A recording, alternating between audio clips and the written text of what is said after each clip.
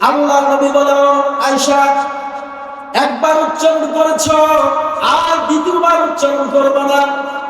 ও আয়েশা, তোমরা হলে আমার সুখের দিনের স্ত্রী, আর খাদিজা হচ্ছে আমার দুঃখের দিনের স্ত্রী।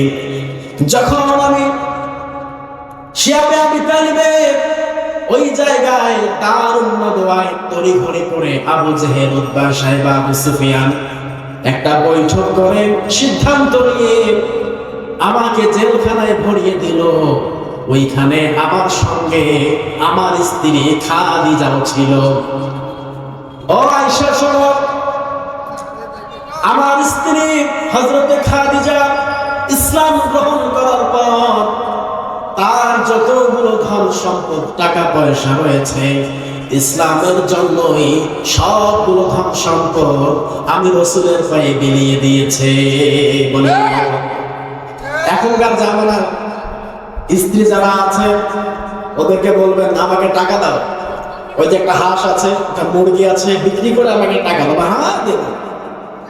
অথচ রাসূলুল্লাহর স্ত্রী হযরত খাদিজার সময় সমস্ত ধন সম্পদ, যতগুলো টাকা পয়সা আছে মক্কার ভূমিতে, ওই সময় তার ধনী একটা লিস্ট ছিল, তার মধ্যে উনি ছিল প্রায় 3 থেকে 6 নম্বর লিস্টে।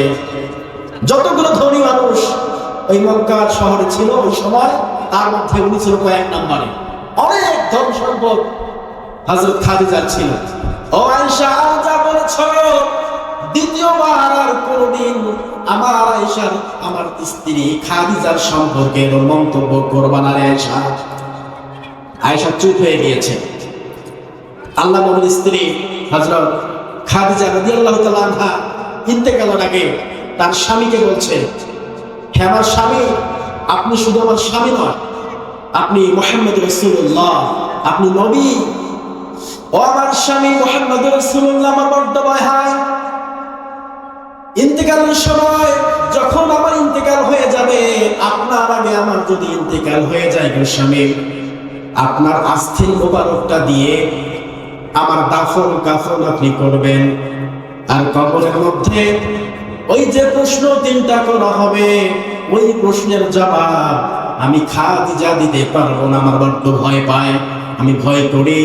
ইয়া রাসূলুল্লাহ, ইয়া হাবিবাল্লাহ, আমার স্বামী, ওই কবরের প্রশ্নের জবাব আমি দেব না, আপনি মুহাম্মদ রাসূলুল্লাহ দিয়ে আসবেন।